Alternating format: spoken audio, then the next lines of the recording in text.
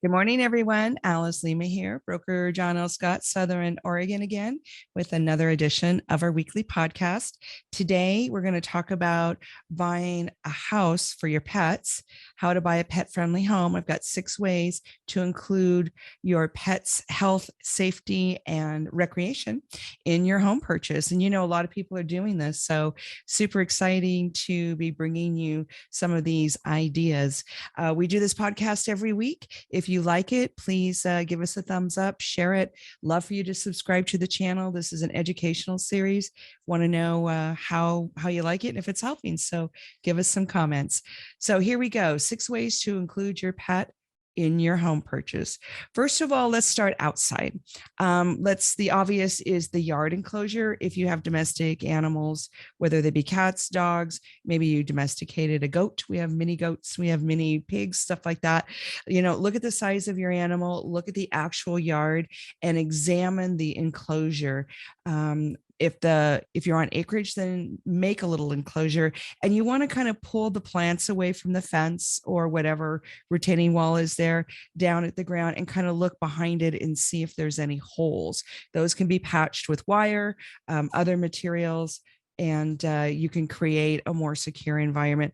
Also, look at the height of the fence and what material it's made out of, because depending on what kind of a pet, it may or may not be appropriate. Okay, so first of all, the yard enclosure. Second of all, plants. Now, outdoor plants like azaleas, some ferns, some ivies, some flowers can be poisonous to some animals. Additionally, some indoor plants can be poisonous to some animals. So do your homework. But actually, if you're a good pet parent, you probably already know what that list is. But if you're going to go house hunting, especially if this is your first time buying a home, then get one of the apps that has the plant ID on it. Those are great. I have that on my phone at all times. And you can take a picture of it. It'll tell you what the plant is. And sometimes it'll mention if it has any poisonous qualities to animals. If not, you can go back later and Google all those and find out. So be aware of what plants you have indoor and out. That's number 2. Number 3 is water hazards. Now, this can be little indentations in your yard or your patio where water collects. Again, it depends on the size of the animal. It can also be water features. It can be naturally occurring ponds, creeks.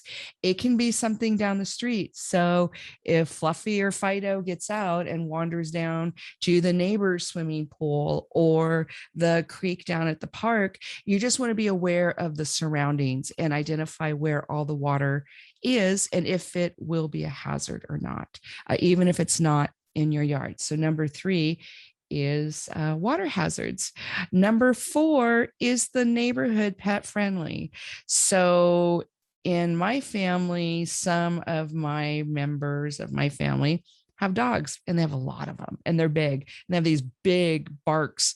They're not like normally barking, but when they do bark, it rattles, like it rattles the walls.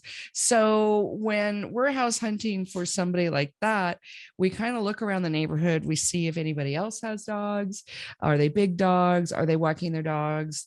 Because if you're going into a super silent, quiet, kind of non-dog friendly neighborhood, then you're going to stand out like a sore thumb. And in some municipalities, the neighbors are allowed to call the police if your dog barks.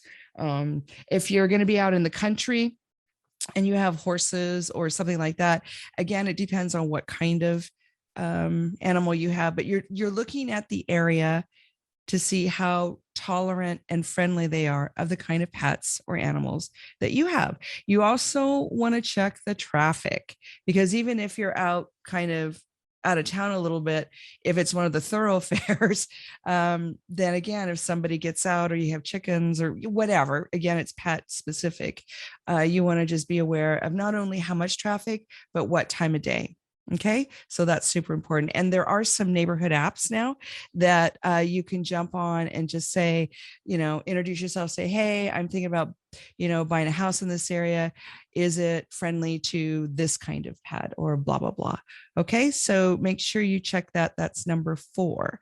Now, going inside your dwelling, what about stairs, level changes, big vents, climate control, things like that. What's going on inside the house? If you have a pet that is elderly or handicapped, then it's going to matter a lot if there's level changes or stairs. And if you do get a home like that, you just want to have a plan to accommodate that pet's capabilities. If you have a bird, then you definitely want to look at the vents and little pockets that they might get stuck in and things like that. And temperature control. Maybe you have snakes. Well, snakes and lizards and things, you usually give them a temperature controlled environment, but you just want to be aware if they get out, what's it like for them outside their area. So the interior of the home, the environment, is it going to be appropriate for your animal? Does it have stairs? Does it have level changes? How big are the vents? How accurate is the heating system? How good is the heating system and the cooling system? So just general climate control. So that's number 5, is the interior environment for your particular pet.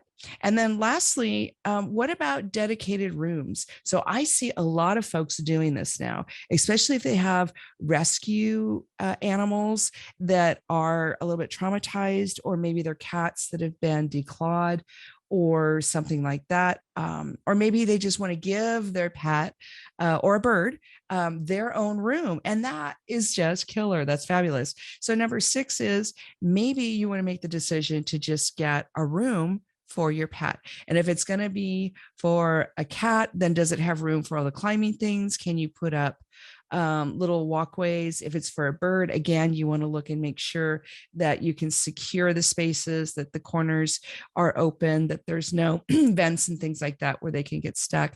And if it's for snakes and amphibians, then we're going to talk about climate control and things like that. So that's number 6. That is our 6 ways to include your pet in your home purchase. I'm Alice Lema, broker John L. Scott here in Southern Oregon. I want to be your agent. I'm going to be around all weekend. I'm a great buyer's agent. I'm a great listing agent. Give me a call, give me a text. My number is 541-301-7980. I work Medford, Ashland, Grants Pass, Klamath on occasion. So give me a call, give me a text, let me know how I can help you. I work with a lot of investors. I work with tenants, buying and selling. I do it all. It's just my bag. I'm kind of a real estate geek. So anyway, have a beautiful Southern Oregon weekend. Stay hydrated, stay safe, wear your mask, because now we've got our mask mandate back. And we'll talk to you again next week. Bye now.